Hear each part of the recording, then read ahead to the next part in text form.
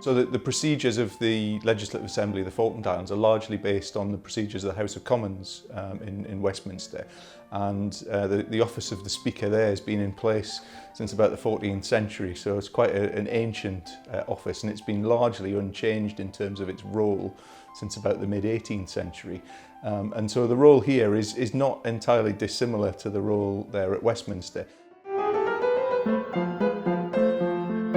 So really the role of the Speaker is to sort of impartially chair the proceedings in the Assembly. So you know, one of the things that the candidate would have to do is familiarise themselves with the standing rules of the Assembly, and make sure that then debates and participation comply with the rules. So that's one of the important roles, is that independent chair of the Assembly. And obviously there are some other roles that go along with the job, where any member of the Assembly fails to comply with the code of conduct that applies to the members, there is the possibility then for members of the public to complain, and the Speaker has a role in dealing with those complaints.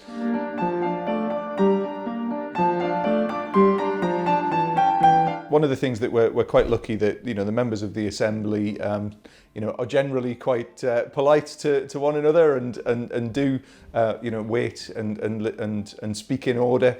Don't try and argue over one another, which perhaps happens in some parliaments elsewhere. But the role of the Speaker is to make sure that people are called on to speak when they want to speak, and just to make sure that that debate is flowing properly, and that the procedures are being followed. So particularly around things like enactment of laws, it's really important that the process is followed through properly. It's essentially the first task for the new Legislative Assembly. So when the Assembly gets together after the general election, their first task is to elect a Speaker. And so they can do that from all those who've put their names forward.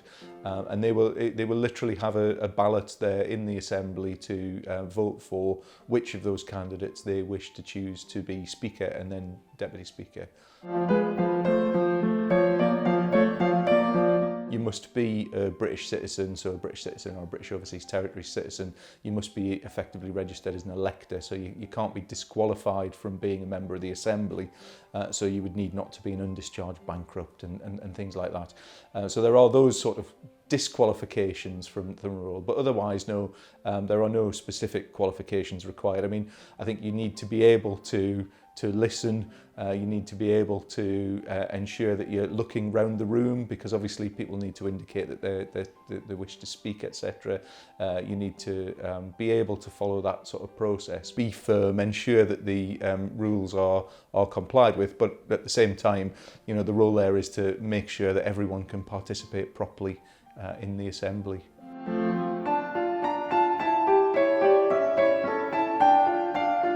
So if someone is interested in standing as Speaker or Deputy Speaker, the standing rules are available on the legislation website that the government has, which is legislation.gov.fk, and just search for Legislative Assembly standing rules. So certainly, you know, if someone was coming new to the role, that's something that we'd help them to look at and learn the key bits of those rules.